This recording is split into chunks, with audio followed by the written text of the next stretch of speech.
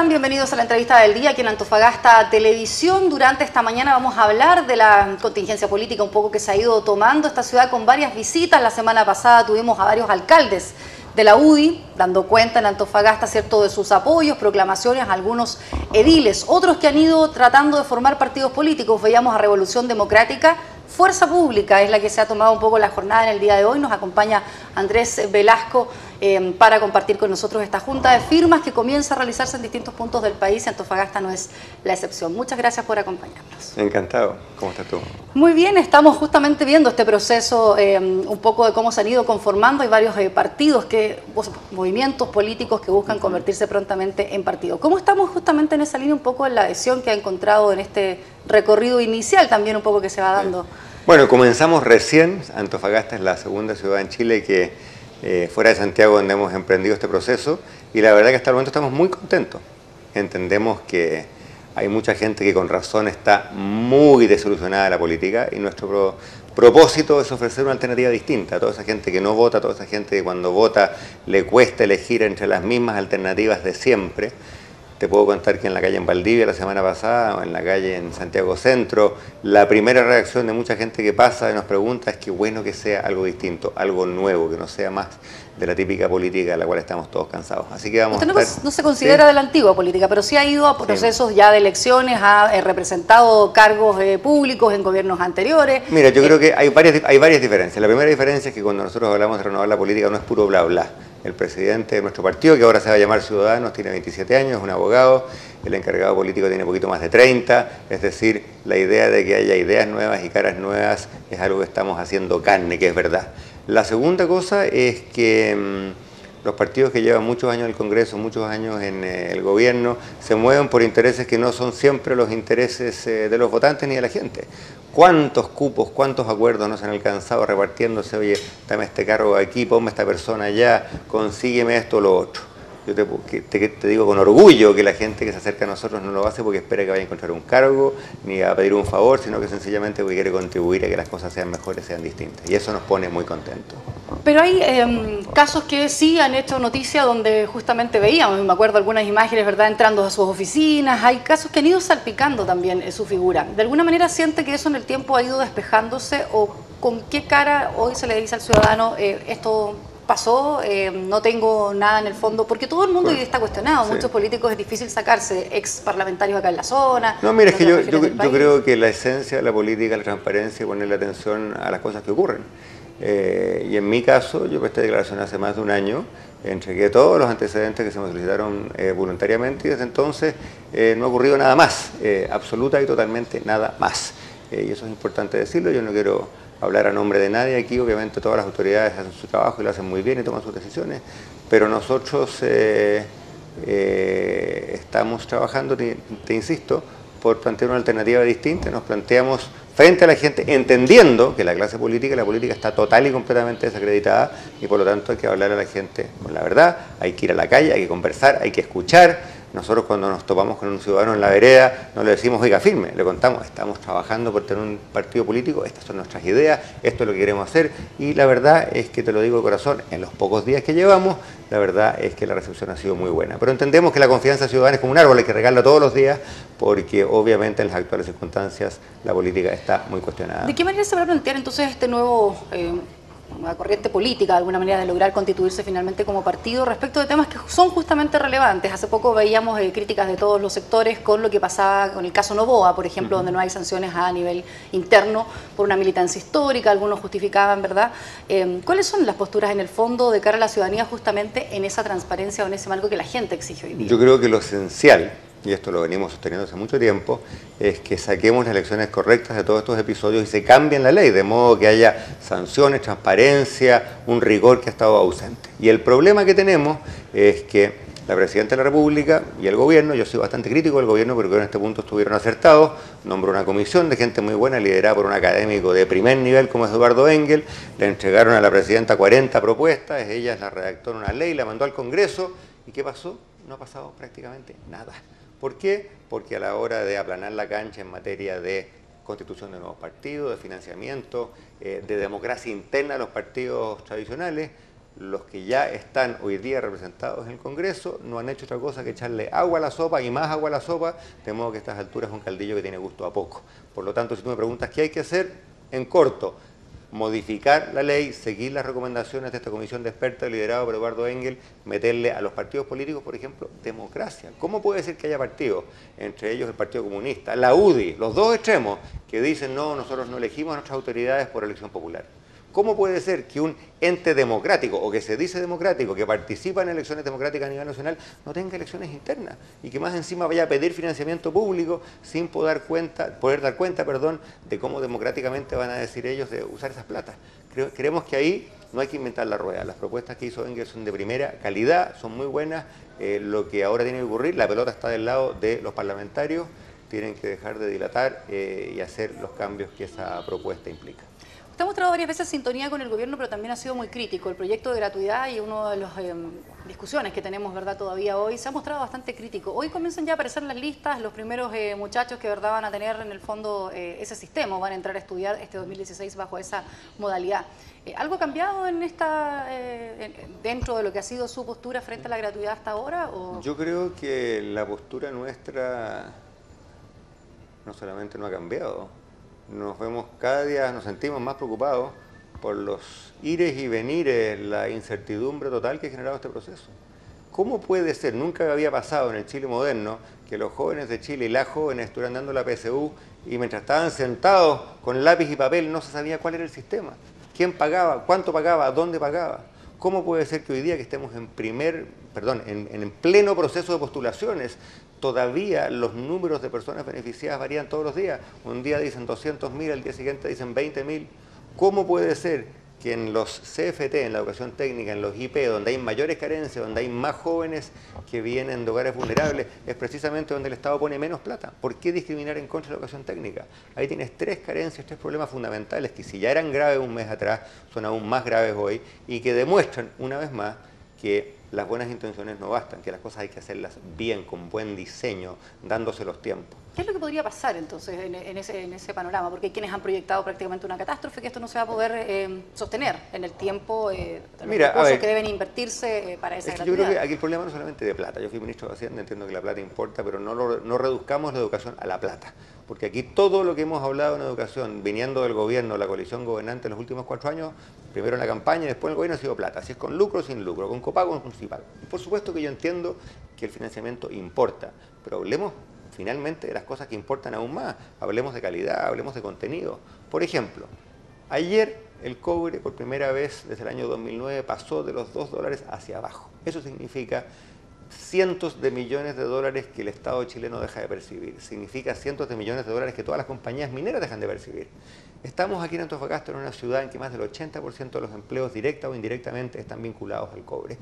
Me pregunto yo, ¿por qué no llevamos esos 4 años hablando de cómo mejoramos la educación técnica de modo de ligarla a nuevas destrezas, nuevos sectores, nuevas actividades? ¿Qué vamos a hacer con el empleo en Antofagasta cuando el día de mañana las utilidades de las empresas cupleras sean cero, empiecen a despedir gente? ¿Qué va a pasar con esa señora que tiene una pyme que le vende uniformes o le vende almuerzo o servicios de transporte a una minera? Es una realidad que en Antofagasta está pasando, denuncian los propios gremios, hay muchos despidos. 18.000 decía la Federación Minera. Y lo que me atrevo a proyectar, y no quiero ser pájaro de mal agüero ni nada que se le parezca, es que es el comienzo del proceso y no el fin del proceso, porque recién ayer traspasó esa temida barrera de $2 y lo más probable, yo no tengo bolita mágica, es que se quede por ahí o incluso podría bajar más aún. Entonces, ¿cómo es posible que hayamos tenido un tremendo debate sobre educación en que en ningún momento nos hayamos preguntado cómo modificamos esos contenidos, por ejemplo, esos currículums, cómo mejoramos la educación técnica, que es donde están las mayores lagunas, de modo que tengamos gente calificada para hacer otras cosas?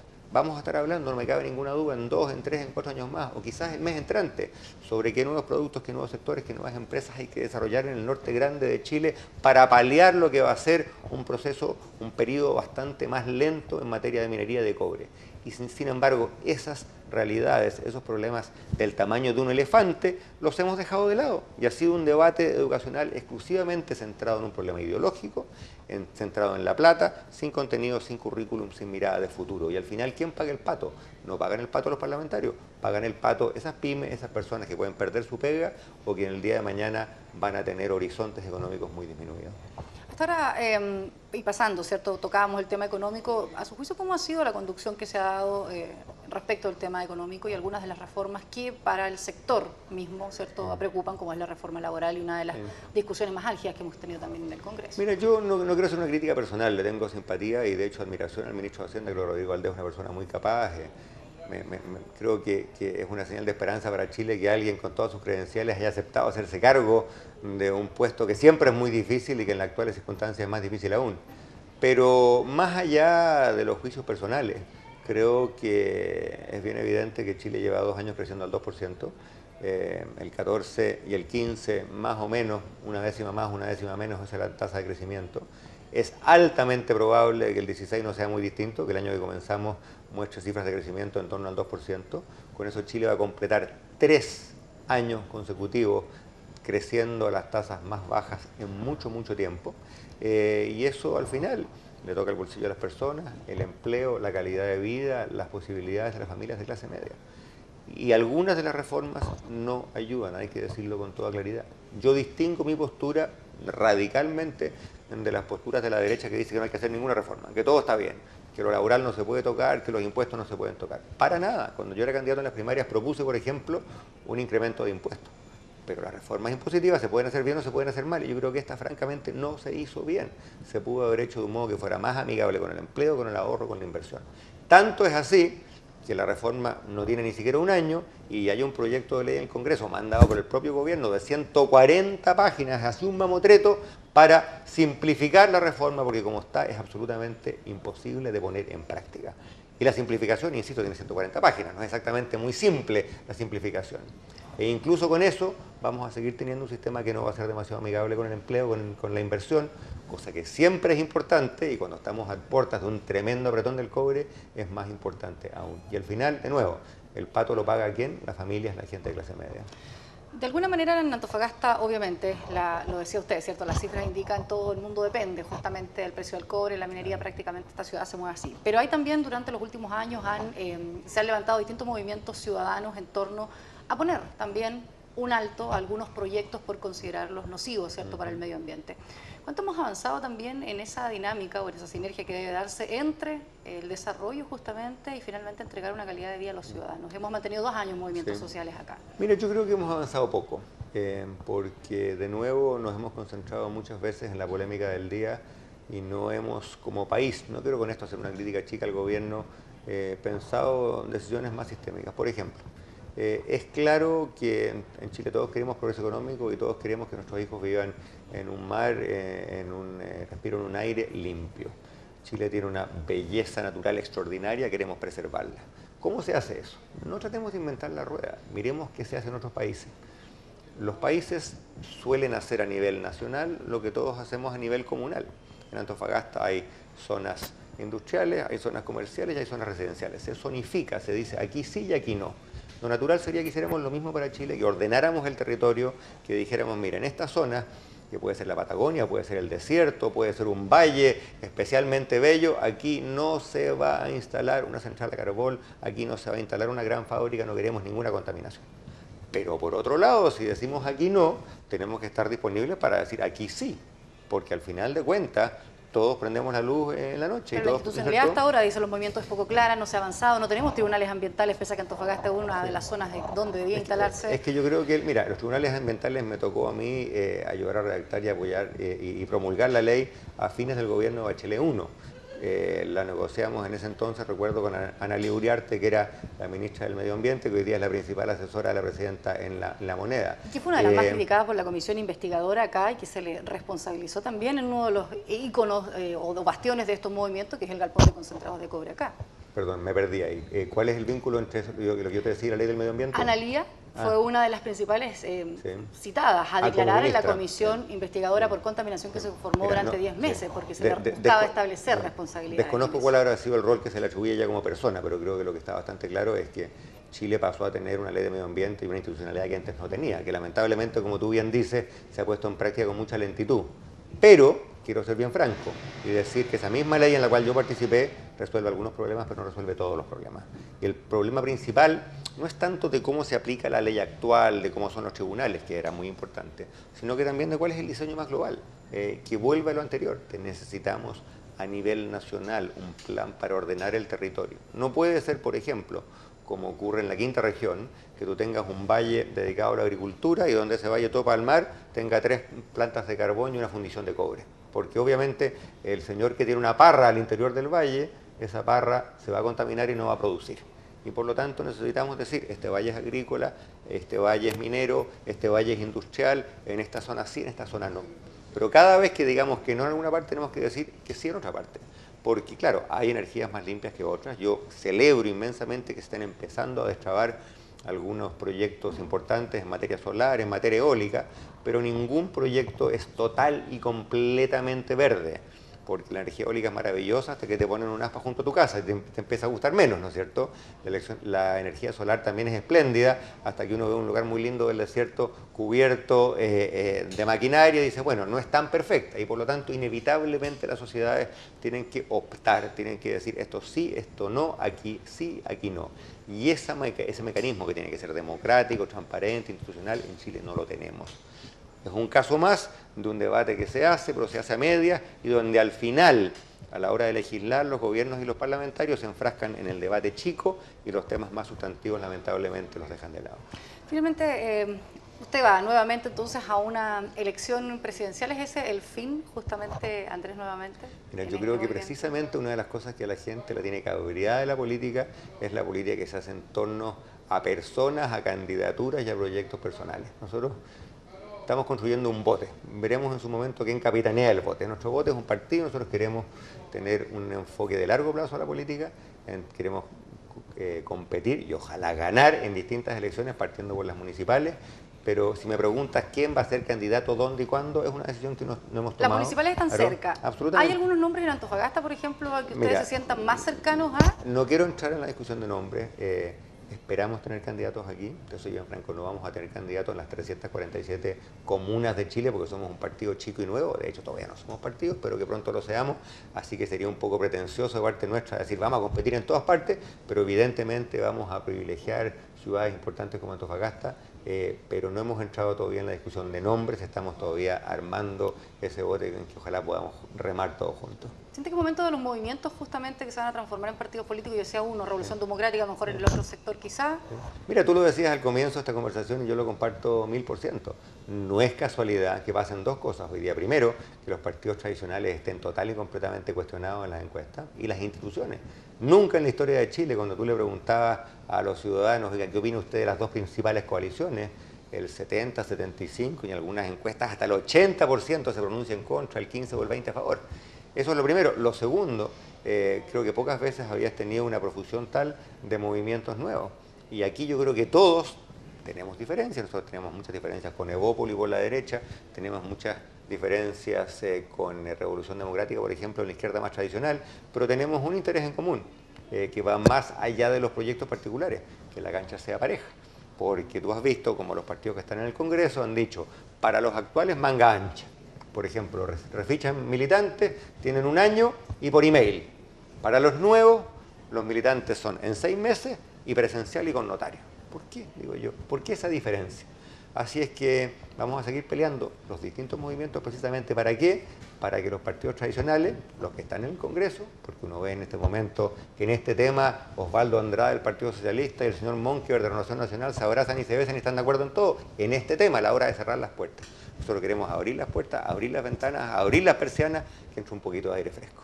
¿Y se podrá abrir cuando hay dos figuras como Lagos, por ejemplo, y Piñera tratando de liderar y ya acaparar años antes de que termine el actual periodo? Es que yo creo que precisamente eso es un síntoma del problema que conversamos. Porque cuando las dos principales coaliciones solo pueden ofrecer como líderes a quienes ya lo fueron, y esta no es una crítica personal a Lagos, al revés, yo creo que Lagos fue un tremendo presidente de Chile, le tengo mucho respeto, pero imagínate tú que la nueva mayoría, por tercera vez consecutiva, tenga como única opción postular a un expresidente. Eduardo Frei primero, Michelle Bachelet después. Yo no sé si don Ricardo Lagos sería postular o no sería postular, no tengo la menor idea. Mi punto no es personal, es institucional. es bien sintomático de las dificultades que tienen las dos principales coaliciones a la hora de renovarse, que una y otra vez postulen a los mismos, ¿no es cierto? Y también pasa en otros segmentos. ¿Cómo puede ser que hay diputados o senadores que llevan 2, 3, 4, 5 periodos, que tienen bastantes canas y bastantes años, que nos dicen, no, si yo voy a repostular? ¿No sería natural, por ejemplo, tener un límite a la reelección? De modo que después, no sé, invento 2 periodos como senador, 4 periodos, 3 periodos como diputado, que haya tiraje a la chimenea, ¿no es cierto? Que haya otras miradas. Porque si no, corremos el riesgo de volver a repetir los debates de la década de los 90.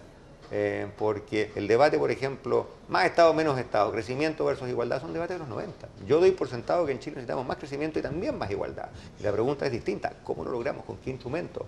Aquí en Antofagasta, ¿cómo dejamos atrás la crisis del cobre que se viene? ¿Cómo creamos nuevos sectores? ¿Cómo vinculamos a la educación con el comercio internacional, con el mundo productivo? ¿Cómo generamos ahí nuevos espacios de igualdad? Esos son los debates que vienen, y yo siento, y mucha gente siente, que los partidos tradicionales en esos temas tienen bastante poco que aportar. ¿Y hay sintonía finalmente? Porque el voto está siendo bien irregular. Ahí no se sabe quiénes van a votar finalmente, por supuesto, no se sabe si hay un voto doctrinario, como decían en algún minuto, de acuerdo a ideología, sino que es muy incierto. Entonces, bueno, yo creo que ¿calarán esos discursos finalmente en ese votante? Es que mira, yo creo que de nuevo, precisamente, así como la repetición de ciertos rostros es un síntoma del problema, el ausentismo a la hora de votar también es un síntoma del mismo problema. ¿Por qué?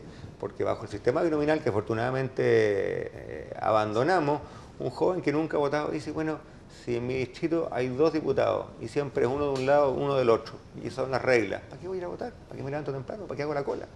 Creo que una buena noticia es que ahora vamos a tener un sistema electoral distinto, que va a ser más abierto, no todo lo abierto que habríamos querido, pero va a haber distritos más grandes, más variedad, ¿no es cierto? Y ojalá que eso sea uno de los elementos, para eso estamos trabajando, que hagan que la gente diga, ya, me ponga las pilas, voy, hago la cola, voto.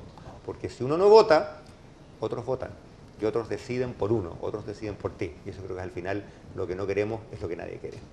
Veamos qué pasa entonces, a ver si finalmente vamos a la papeleta o no. Muchas gracias. Muchas gracias a ti, encantado. Nos reencontramos en una siguiente oportunidad con otra entrevista en Antofagasta Televisión. Nos vemos.